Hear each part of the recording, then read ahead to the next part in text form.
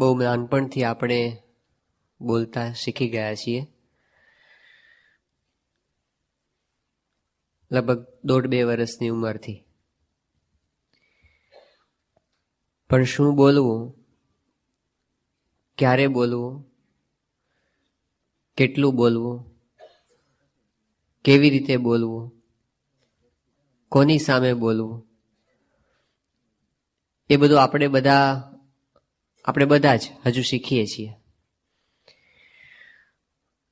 અને જેમ જેમ આપણો અનુભવ વધતો જાય છે તેમ તેમ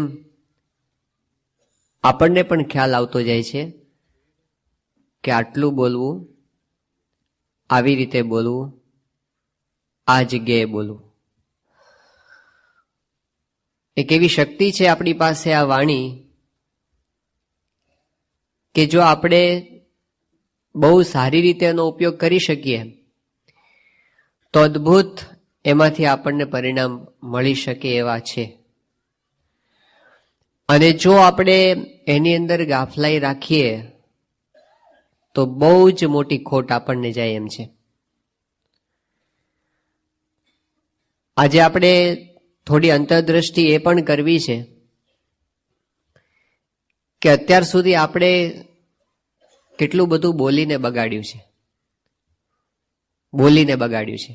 ન બોલવાનું બોલીને. અને અત્યાર સુધી આપણે કેટલું બધું ન બોલીને ગુમાવ્યું છે. જે બોલવા જેવું હતું એ નથી બોલ્યા અને આપણે એટલી કેટલીક વસ્તુ ગુમાવી પણ છે. આ બંને વસ્તુનો આપણે અંતરદ્રષ્ટિ કરીશું તો આપણને એ પણ ખ્યાલ આવશે કે આપણે આ વાણીની શક્તિ એ બાબતમાં જો ખરેખર જાગૃત થઈએ તો આજથી જ આપણે એમાં ઘણું બધું પામી શકીએ એમ છીએ. જોઈએ એવી જાગૃતિ આપણી એ વિષયમાં હોતી નથી. ગમે ત્યારે જે આવ્યું તે આપણે બોલી નાખીએ છીએ. પૂજ્ય મહંત સ્વામી ઘણી વખત આ વાત કરતા હોય છે કે આપણે બધા ખાઈએ છીએ તો ખરા, પણ ખાતા આવડતું નથી. આપણે બધા બેસીએ છીએ તો ખરા, પણ બેસતા આવડતું નથી. એટલે કેટલાક પ્રશ્નો થાય છે શારીરિક રીતે. આપણે બધા વિચારીએ છીએ તો ખરા, પણ બરાબર વિચારતા આપણને આવડતું નથી. એવી જ રીતે આપણે બધા બોલીએ છીએ તો ખરા, પણ જેવી રીતે બોલવું જોઈએ એ બાબતમાં આપણે હજી શીખીએ છીએ, આગળ વધીએ છીએ. તો આજે આપણે યોગી બાપાના વચનોથી આ વાણી વિવેક એનું મનન કરવાના છીએ. યોગી બાપાએ બહુ જ થોડા શબ્દોની અંદર એમના અનુભવનો અર્ક મૂકી દીધો છે. આ વિષયમાં યોગી બાપા માસ્ટર છે વાણી વિવેકની બાબતમાં. કોઈ યુનિવર્સિટીની અંદર એમણે કોર્સ કર્યો નથી, કોઈ એવા પુસ્તકો એમણે વાંચ્યા નથી, પણ છતાંય યોગી બાપા જે બોલતા એના આધારે ગ્રંથો રચાય એવું છે આ વિષય ઉપર. તો સૌથી પહેલા તો આપણે આ વિષયમાં થોડા જાગૃત થઈએ એ માટેનું મહત્વ સમજવાની જરૂર છે. આપણા શબ્દની એટલી બધી અસર થઈ શકે એમ છે સામેવાળી વ્યક્તિ ઉપર કે આપણે જે બોલીએ એનાથી સાવ ભાંગી પડેલો માણસ બેઠો થઈ શકે છે અને બેઠેલો માણસ ભાંગી પડી શકે છે આપણા શબ્દથી. આપણા શબ્દથી સત્સંગની અંદર કોકને એક ડગલું આગળ વધવાની પ્રેરણા મળી શકે છે અને ધ્યાન ન રાખીએ તો આપણા શબ્દોથી કોઈક સત્સંગમાં પાછો પણ પડી જાય છે. આપણા શબ્દોથી કોઈક આપણો મિત્ર બને છે, આપણા શબ્દથી કોઈક આપણો શત્રુ પણ બની શકે છે. આ બીજાના ઉપર થતી અસર છે. આપણા ઉપર થતી અસર કઈ છે? આપણા શબ્દોથી. તો આપણા શબ્દોથી આપણી સેવા પણ થાય છે, ક્યારેક એનાથી અસેવા પણ થાય છે. આપણા વચનોથી ક્યારેક મોટા પુરુષનો આપણા ઉપર રાજીપો થઈ જાય છે, અને જો ધ્યાન ન રાખીએ આપણા વચનોથી મોટા પુરુષનો કુરાજીપો પણ થાય છે. સત્સંગ ઉપર શું અસર થાય છે? તો આપણા શબ્દોથી સત્સંગમાં સમાસ થાય છે, અને ધ્યાન ન રાખીએ તો આપણા શબ્દોથી સત્સંગમાં અસમાસ પણ થાય છે. આપણા કુટુંબમાં શું અસર થાય છે? આપણા શબ્દોથી આપણા કુટુંબમાં શાંતિ સ્થપાય છે, સંપ વધે છે, અને એ જ આપણા શબ્દોથી ધ્યાન ન રાખીએ તો કુસંપ વધે છે, અશાંતિ ઊભી થાય છે. આપણે બીજાના નહીં પણ પોતાના જ અનુભવોને જો સહેજ પાછી વૃત્તિ વાળીને જોઈશું, આપણા જીવનમાં છેલ્લામાં છેલ્લો ઝઘડો જે થયો હશે, છેલ્લામાં છેલ્લું ઊંચું મન થયું હશે, વાતાવરણમાં ક્લેશ થયો હશે, એ આપણે નિવારી શક્યા હોત જો આપણે વાણી ઉપર આપણો સંયમ રાખી શક્યા હોત તો. યોગી બાપાએ આપણને જે વાત કરી છે એને આપણે યાદ કરીએ તો યોગીજી મહારાજ વાત એ કરે છે કે વાણીને જે વાપરવી, દૂધની પેઠે વાપરવી, પણ પાણીની પેઠે ન વાપરવી. બોલ બોલ ન કરવું, ઘટે એટલું બોલવું. આટલી વાત કરીને બાપા કે જેથી બીજાને આપણા ઉપર હેત થાય. પછી બાપા કે આટલો પાઠ કરવાથી શાંતિ રહેશે. તો એક આપણી મોટી કુટેવ એ હોય છે કે આપણે છે ને બહુ વધારે પડતું બોલીએ છીએ. ઘણું બધું એવું હોય છે કે ન બોલીએ તો ચાલે એવું હોય, પણ આપણે એનું ધ્યાન નથી રાખતા. ઘણી વખત આપણને અનુભવ થાય છે કે વધારે બોલવાથી કેટલાક પ્રશ્નો ઊભા થયા છે. એ ન બોલ્યા હોત તો કઈ પ્રશ્ન નહોતો, આપણે ઊભો કરેલો પ્રશ્ન છે, પણ એનાથી આપણે રહી શકતા નથી, એક ટેવ પડી જાય છે. હવે જ્યારે વધારે બોલીએ છીએ ત્યારે શું થાય છે કે આપણા શબ્દોની કિંમત રહેતી નથી. લોકો પાસે આપણે વધારે બોલીએ એટલે પછી બધા એમ વિચારે કે આ ક્યારે બંધ કરે, એવું થાય. કેટલીક વખત કેટલાક લોકોને બહુ લાંબી લાંબી વાતો કરવાની ટેવ હોય, અને સવારે 7:30 વાગ્યાથી ચાલુ કરે કોઈ પણ વાત શરૂ કરતા હોય તો, એટલે પછી લોકો એને એલપી કહેવા માંડે છે કે આ આવે એટલે ભાગો ભાઈ, આ બહુ લાંબી લાંબી વાતો કરશે એની પોતાની. ઘડપણની અંદર ઘણી વખત આ ટેવ વધી જતી હોય છે, એટલે ઘરના બીજા બધા કંટાળે. નાના હોય ઘરની અંદર, જુવાનિયા હોય એ કંટાળે કે એમની સ્વકથનની વાતો છે આપણી પાસે લાંબી લાંબી કરશે. તો જાજુ બોલવાથી આપણા શબ્દોની કિંમત ઘટે છે. અને આપણે જોયું હશે, આપણી આજુબાજુ આપણે નજર કરશું તો પણ ખબર પડશે કે જે લોકો ઓછું બોલતા હશે, ઓછું એટલે માપનું બોલતા હશે, તો સ્વાભાવિકપણે એના ઉપર લોકોને ભાવ થશે. અને એ કંઈક બોલશે ને તો લોકો સાંભળવા માટે કાન પણ માંડશે કે આ બોલે ને એ અમથું નથી બોલતો, એ કંઈક કામનું હોય ને તો જ બોલે છે. તો આપણા સૂચનની, આપણા અભિપ્રાયની, આપણા વચનની પણ કિંમત એ ઘણી વખત આપણે વધારે બોલીને ઘટાડી નાખીએ છીએ. એટલે અંગ્રેજીમાં એવું કહેવાય છે કે think twice before you speak.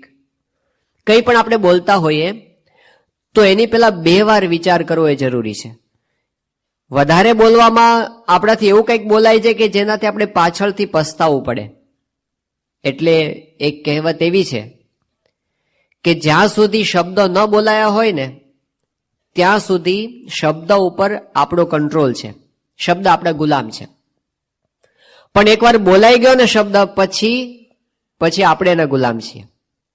પછી આપણે જસ્ટિફાય કરવું પડે. એકવાર બોલવાનું ન બોલવાનું બોલાઈ જાય પછી આપણે કહે ના મારો ભાવ તો એમ નહોતો, હું તો આમ કહેવા માંગતો હતો, મારા મનમાં એવું કંઈ હોતું નહીં. એ કેટલું બધું આપણે રિપેરિંગ કરવું પડે છે પછી પાછળથી.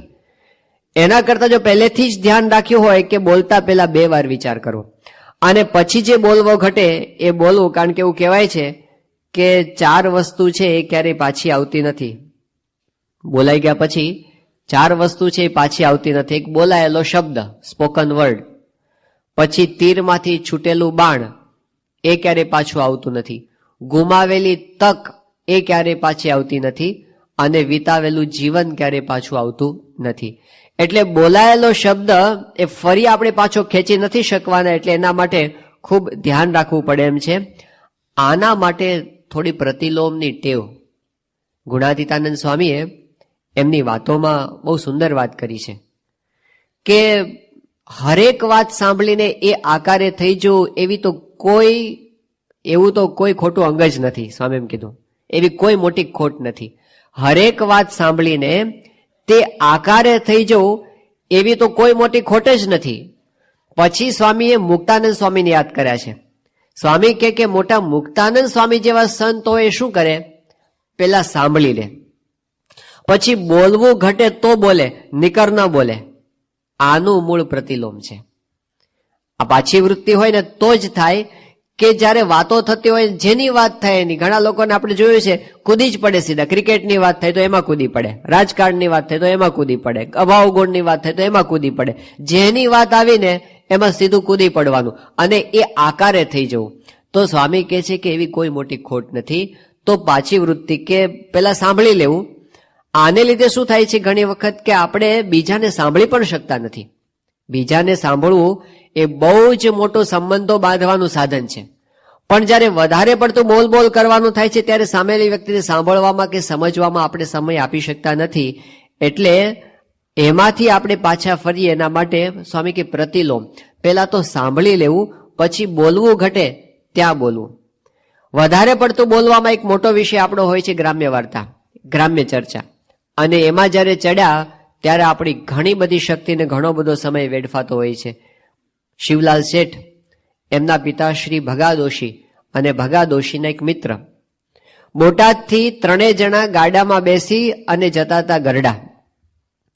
ચોમાસાનો આવો વખત હતો અને ચારે બાજુ નવો પાક તૈયાર થયો હતો. અને ભગા દોશી એના મિત્ર વાતે વળગ્યા કે આના ખેતરમાં કેટલો બાજરો થશે? કે મને લાગે છે કે વીઘે 20 મણ થશે. કે ના 20 નો થાય, 25 તો થશે જ.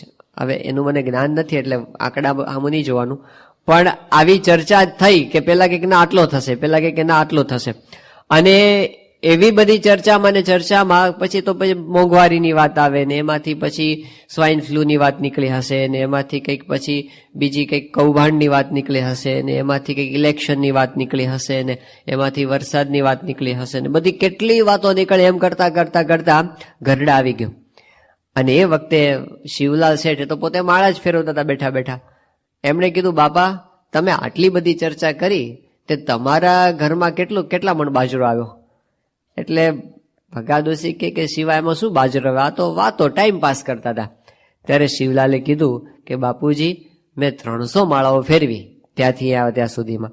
જો આમાં તમે ટાઈમ ન બગાડ્યો હોત તો કેટલું બધું ભજન થાત.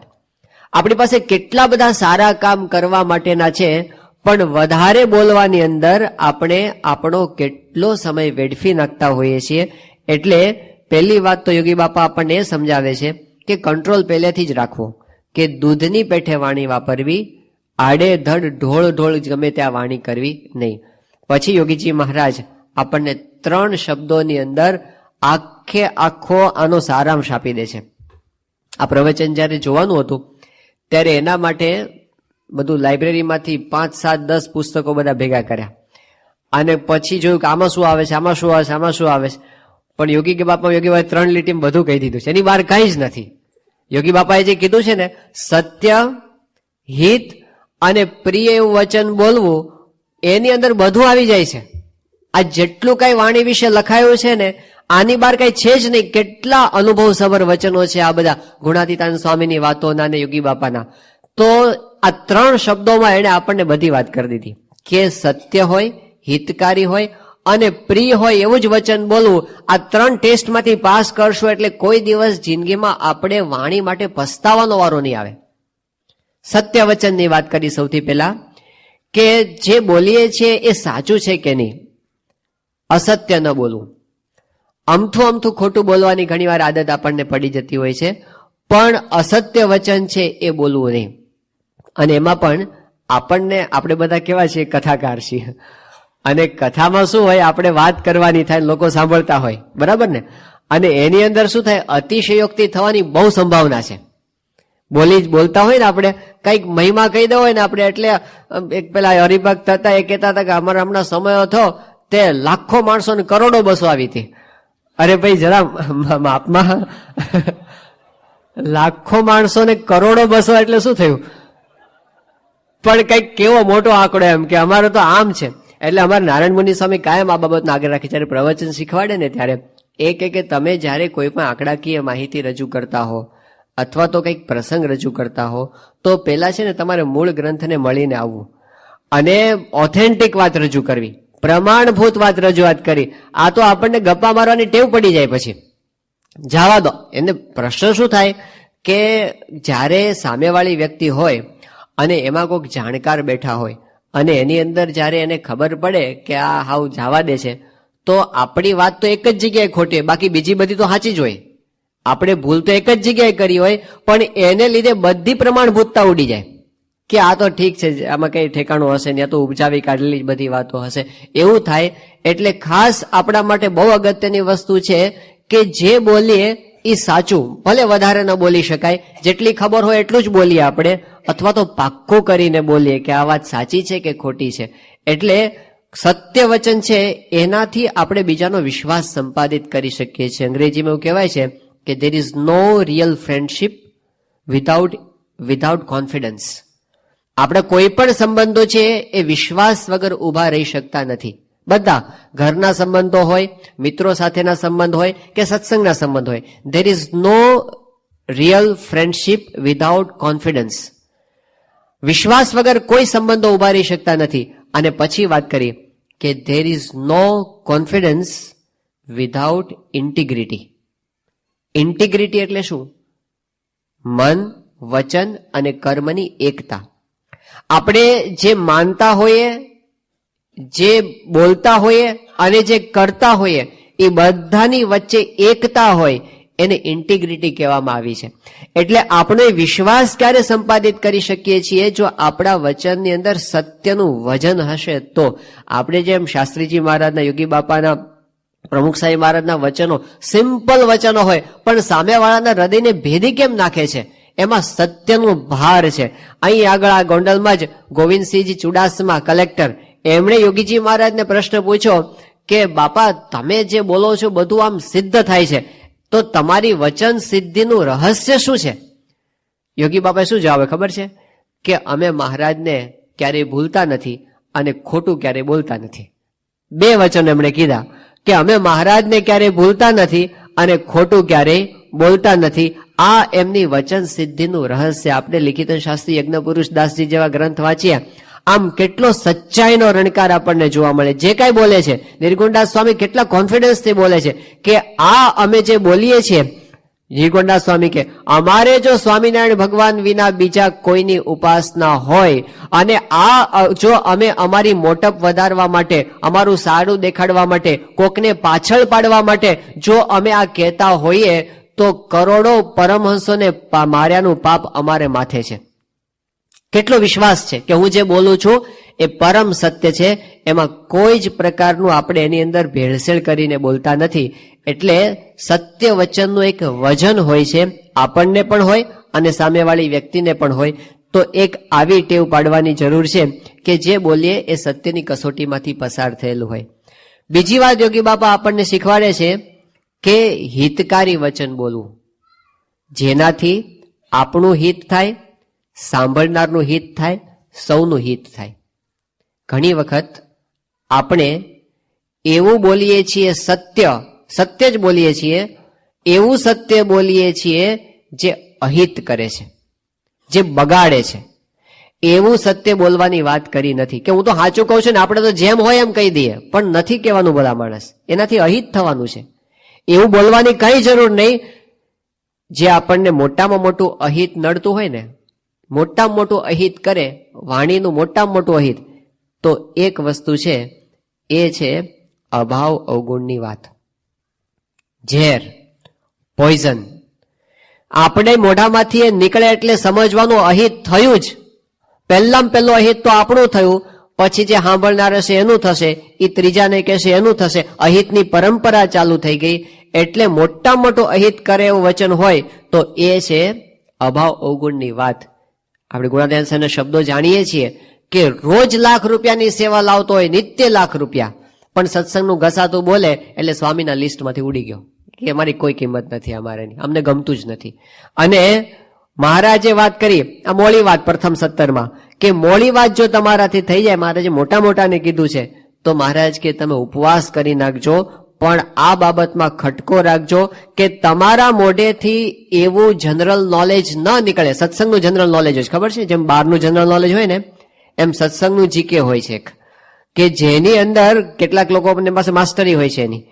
તો એવું જનરલ નોલેજ બીજાને બતાવવાની જરૂર નથી કે મને આ ખબર છે, તમને ખબર પડી, મને આ ખબર પડી, એમ કરીને આપણે એની ઘૂસપૂસ ચાલુ કરીએ. યોગી બાપા તરત જ આ વાત કરે છે બીજા મુદ્દાની અંદર કે કોઈની ખટપટ ન કરવી. તે એકની વાત બીજાને કરવી અને બીજાની વાત કોકને કરવી, એ આપણી સાધુતામાં ખામી લાવશે, એ આપણા ભક્તપણાની અંદર ખામી લેશે. માટે એ સ્વભાવ છે એ મૂકી દેવો કે આપણી વાણીથી કોઈ બે વ્યક્તિના સંબંધો બગડે એમ હોય તો એવું ક્યારેય ન કરવું. આપણને ઘણી વખત કેવી લાલચ લાગતી હોય છે કે કોકની પાસે સારું દેખાડવા માટે આપણે એમની પાસે ચાડી ખાઈએ છીએ કે પેલી વ્યક્તિ તમારા વિશે તમારી ગેરહાજરીમાં આવું કહેતી હતી. આપણને કેટલો સ્વાર્થ એમાંથી સરવાનો છે, બહુ તો એટલો સ્વાર્થ સરશે કે જેની પાસે આપણે વાત કરીએ છીએ એ વ્યક્તિને એવું લાગશે કે વાહ આ મારો છે અને મને પોતે બધી વાત કરી દે છે.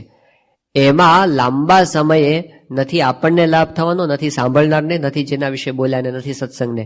એમાં 100% નુકસાન છે કે આપણે જ્યારે બે વ્યક્તિના સંબંધો બગડે એવું એક પણ ક્રિયા આપણાથી થઈ, એક પણ વાણી આપણાથી બોલાણી, એને ભૂલી જવાનું હોય, એને દાટી દેવાનું હોય, એને આગળ લાવવાનું ન હોય, પણ આપણે જવાબદારી ચૂકી જઈએ છીએ. સત્સંગમાં ક્લેશ થાય એની આપણને પડી જ નથી હોતી, જે થવું એ થાય.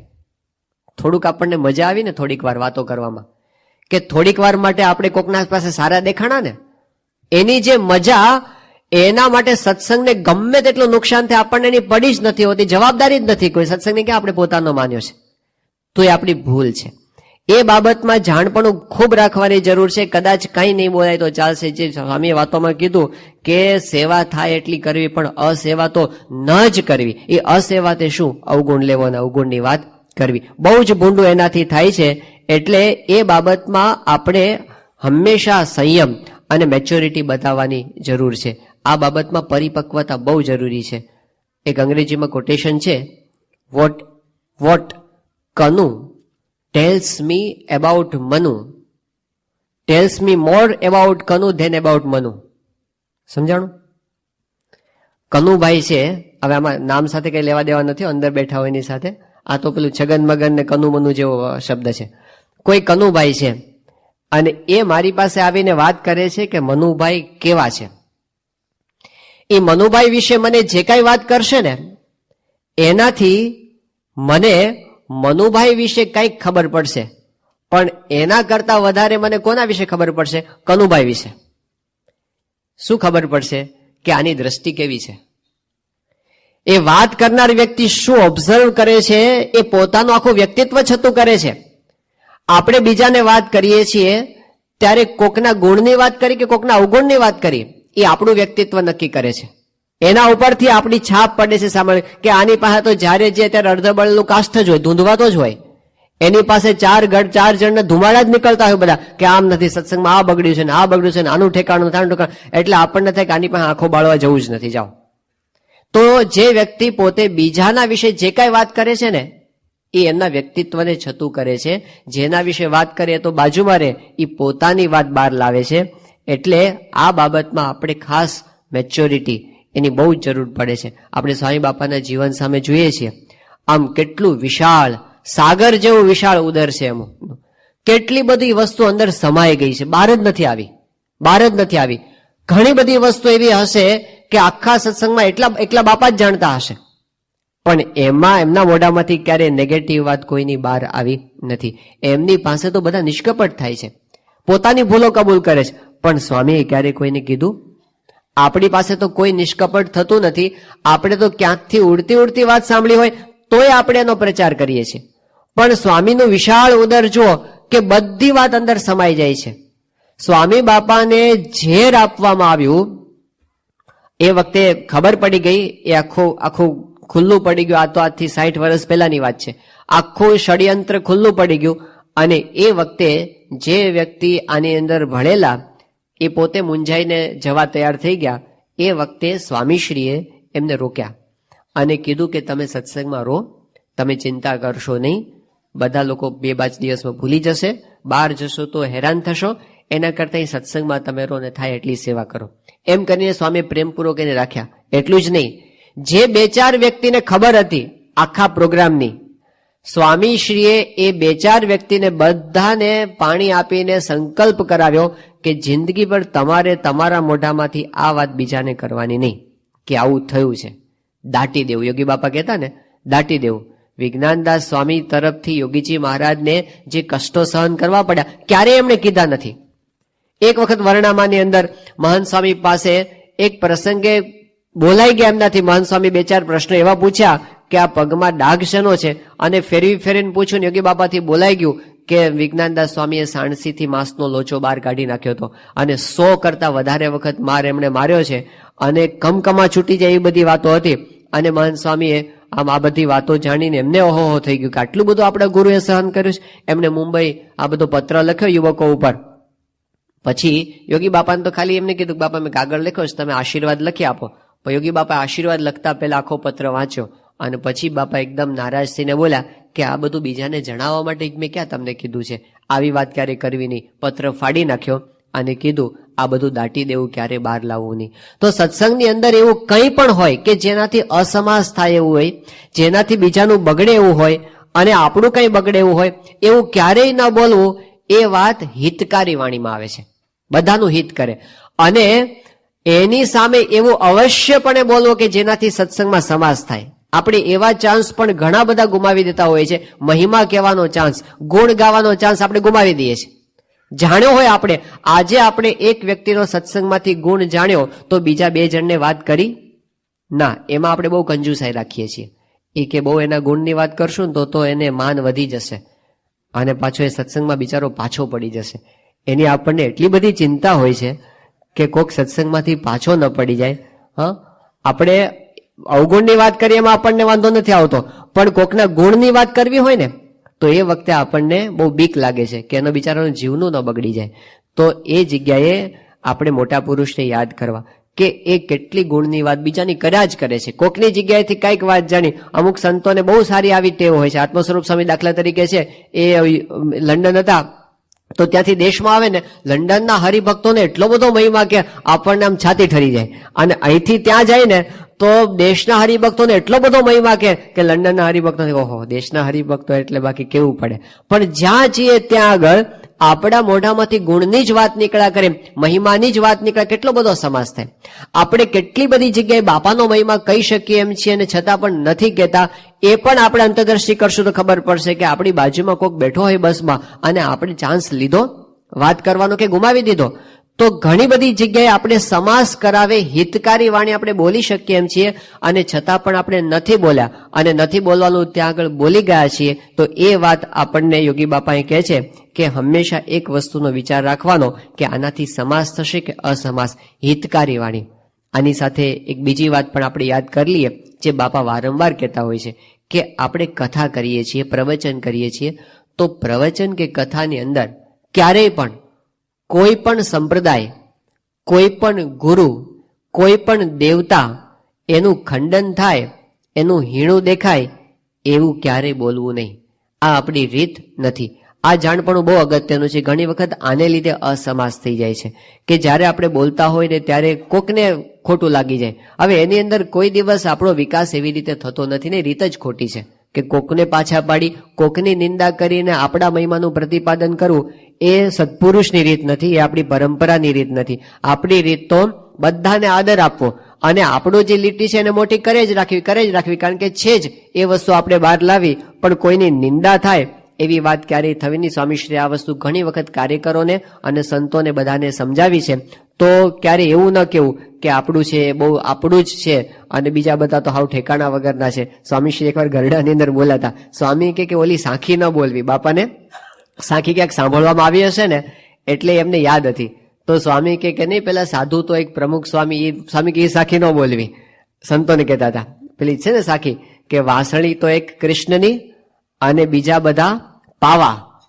વાંસળી તો એક કૃષ્ણની અને બીજા બધા પાવા. એમ સાધુ તો એક પ્રમુખ સ્વામીના અને બીજા બધા બાવા. હવે એ ક્યાંક સ્વામીને બાપાને ગમતો નથી આ. સ્વામી કે એવું ક્યારે બોલવું નહીં. આ હમણાં બોચાસણમાં સ્વામીશ્રી અક્ષરધામ ઉદઘાટન પછીનો પ્રસંગ છે, દિલ્હી અક્ષરધામ. અને સ્વામીશ્રી મોટા મોટા સંતોની, સદગુરુ સંતોની મિટિંગ હતી અને આ તો અંદર એકદમ ખાનગી મિટિંગ કહેવાય ને, પણ સ્વામીશ્રીના હૃદયનો અભિપ્રાય છે. સ્વામી કે આપણે અક્ષરધામ બન્યું તો બહાર ક્યારે એવી વાતો ન કરવી કથા પ્રવચનની અંદર કે આ તો પ્રમુખ સ્વામી જ કરી શકે ને આવું તો બીજા કોઈથી થાય નહીં ને કોઈની તાકાત નથી કે આવું કરી શકે. સ્વામી કે એવી વાતો ન કરવી. આપણું જ છે ને આપણે જ કરી શકીએ ને બીજા કોઈ ન કરી શકે. સ્વામી કે તો કાલ બીજો કોક કરે. પણ સ્વામી કે એવી વાતો આપણે ક્યારેય કરવી નહીં. મૂળ કોઈનું પણ હીણું દેખાય એવું વચન, કોઈકને પણ દુઃખ લાગી જાય એવું વચન છે આપણાથી ક્યારેય ન બોલાય. એનો વચન, એનો ખ્યાલ એ હંમેશા રાખો. આ હિતકારી વાણીની અંદર આવે છે. અને ત્રીજું યોગી બાપા પોતે કહે છે કે હંમેશા પ્રિય વાણી બોલીએ. આપણી વાણીથી કોઈનું હૃદય ભેદાઈ જાય એવું ન થાય એનું ખૂબ ધ્યાન રાખવા જેવું છે. અને આ બાબતમાં આપણે ઘણી વખત જાણપણું ચૂક, આપણને ખબર નથી હોતી. આપણે હાલતા ચાલતા કોકના મન કચડી નાખીએ છીએ ને, ખબર જ નથી પડતી, પણ પેલાનું બિચારાનું કચડાઈ જાય છે. એમાંય ખાસ કરીને જ્યારે ગુસ્સો આવે છે ને ત્યારે તો આપણને ભાન રહેતું જ નથી. ક્રોધાદ ભવતી સંમોહ. ભાન ભૂલી જાય કે આ સાચું શું ને ખોટું શું, આ બોલાય ને આ ન બોલાય. લવિયા દરજીએ કહી દીધું કે જા પેલા હાંગા પટેલના કુવામાં પડીને મરી જા. લવિયો બોલી ગયો. હવે એને એ વખતે કલ્પના નહીં હોય કે આ પડશે, પણ પડી પેલી. અને પછી તો આપણે જાણીએ છીએ યોગી બાપા કહેતા 12 વર્ષે વઘાર બેઠો. પણ એને એ વખતે બોલતા બોલાઈ ગયો. હવે 1 મિનિટનો સંયમ હોય ને, આમાં કઈ જાજી વાત નથી હોતી, થોડાકમાં જ બગડે છે.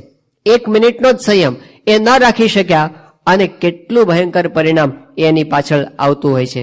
એક બનેલો પ્રસંગ છે, 2 બહેનો, એમાં મોટી બેનની સગાઈ થઈ અને એમના લગ્નના દિવસો કઈ નજીક આવતા હશે એના માટે બધા ઘરેણાં તૈયાર કરવામાં આવ્યા હતા.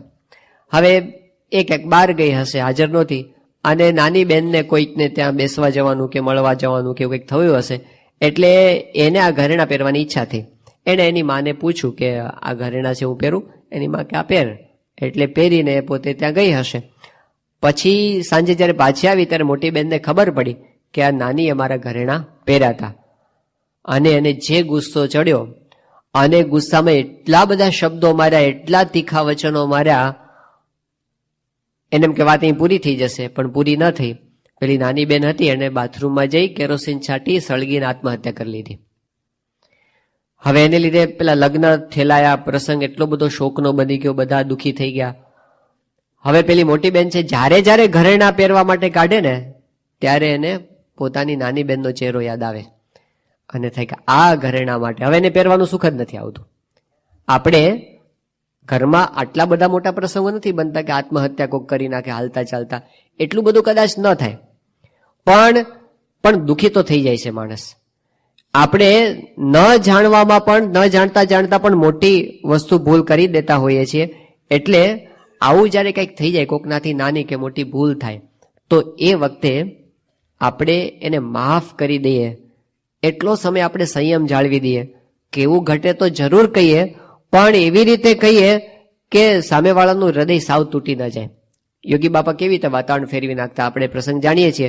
જામનગરની અંદર ગયા હતા પધરામણીએ, અને પેલા પ્રવીણભાઈ દાસાણીને ત્યાં એમનાથી પ્રસાદ છે એ ઢોળાઈ ગયો, વાતાવરણ ઉગ્ર થઈ ગયું હતું, બધાના મન ઊંચા થઈ ગયા હતા. અને યોગી બાપાએ કેવી સમય સૂચકતા, યોગી બાપા કે ઓહો પ્રસાદનો વરસાદ થયો અને આખું વાતાવરણ બદલી નાખ્યું બાપાએ.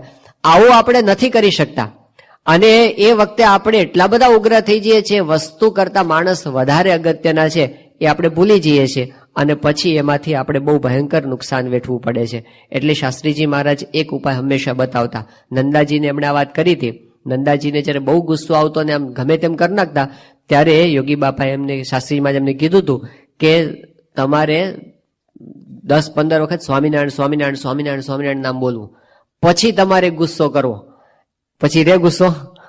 આટલું જો કરી નાખીએ ને આપણે કે કંઈ પણ બોલતા પહેલા મનમાં ભલે ગમે એટલી આપણને ચડી ગઈ હોય પણ બોલવું નહીં કાંઈ, 10-15 વખત સ્વામિનારાયણ સ્વામિનારાયણ બોલ નાખવું અને પછી આપણે બોલવાની છૂટ આપવી પોતાની જાતને, તો આપણાથી ન બોલવાનું છે એ ક્યારેય નહીં બોલાય જાય. આવું જ ધ્યાન બીજું ક્યાં રાખવાનું ખબર છે? ગુસ્સાની બાબતમાં આપણે ઘણી વખત બીજા સંપ્રદાયના લોકો સાથે ક્યારેક ચર્ચામાં ચડી જઈએ છીએ, ટ્રેનની મુસાફરીમાં, આપણા નોકરી ધંધામાં, આપણે સગાવાલા સાથે.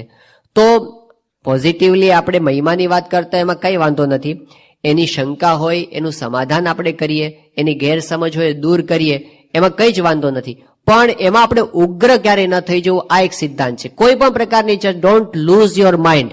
જ્યારે આપણે ગુમાવીએ છીએ ને આપણું માઇન્ડ, ત્યારે ખરેખર પછી આપણને કોઈ સારી દલીલ પણ સૂચતી નથી. એકવાર વાતાવરણ ઉગ્ર થઈ ગયું પછી આપણે પાછા વળી શકતા નથી. એટલે હંમેશા ચર્ચાની અંદર આ વસ્તુને બહુ જ ધ્યાનમાં રાખવી જોઈએ છે કે ગમે તેટલો સામેવાળો માણસ ઉપરથી હેઠે પછડે ને તો આપણે ગરમ ન થવું, શાંતિથી કેવું, જવાબ સાચો આપવો, સચોટ આપવો, એને હૃદય ભેદી નાખ્યો હોય જવાબ આપવો, પણ શાંતિથી આપો, એમાં ક્યારેય ઉગ્ર થવું નહીં.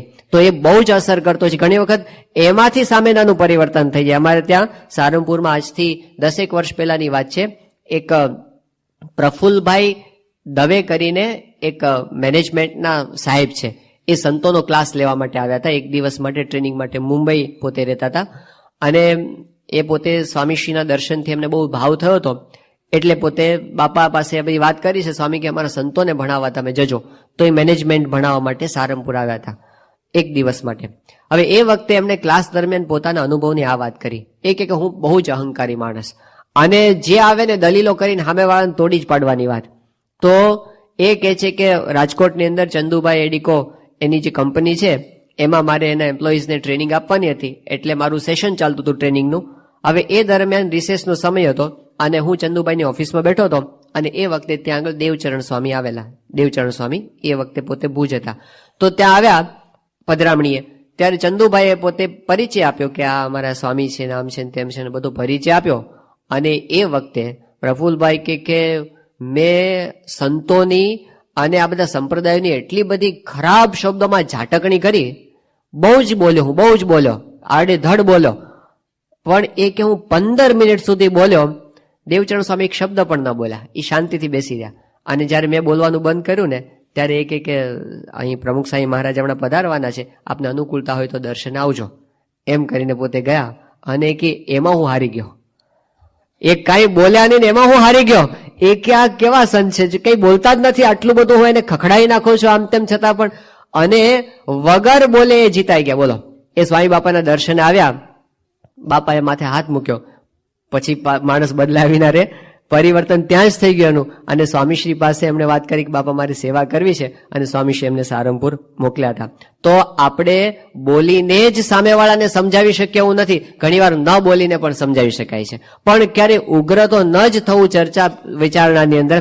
આ એક વસ્તુ આપણે હંમેશા પ્રિય વચનની અંદર ધ્યાન રાખવાની છે. બીજું, ઘણી વખત આપણાથી એવા કટાક્ષ થઈ જાય છે, અપરિપક્વતામાં એવું આપણાથી બોલાઈ જાય કે જેનાથી સામેવાળાને બહુ જ દુઃખ થઈ જતું હોય છે. એક પ્રસંગ એવો બન્યો કે એક સત્સંગી યુવક, અને એનું વેવિશાળનો પ્રસંગ હતો, અને બધું ધામધૂમથી બધો પ્રસંગ ઉજવાયો. એ નિમિત્તે સંતોને પધરામણીએ પણ પછી બોલાવ્યા હતા. એટલે સંતો ત્યાં પધરામણીએ ગયા હતા, આશીર્વાદ આપ્યા, બધું જ થયું, પાછા ગયા. પણ 4 દિવસ પછી સંતોને ફરી વખત એ ઘરે જવું પડ્યું. એ પહેલા યુવકના બેસણામાં જવું પડ્યું, જેના વેવિશાળ થયું હતું એના જ બેસણામાં. કારણ શું હતું? એટલું જ કારણ કે પેલો જે યુવક હતો એ ઓછું થોડું કમાતો હતો.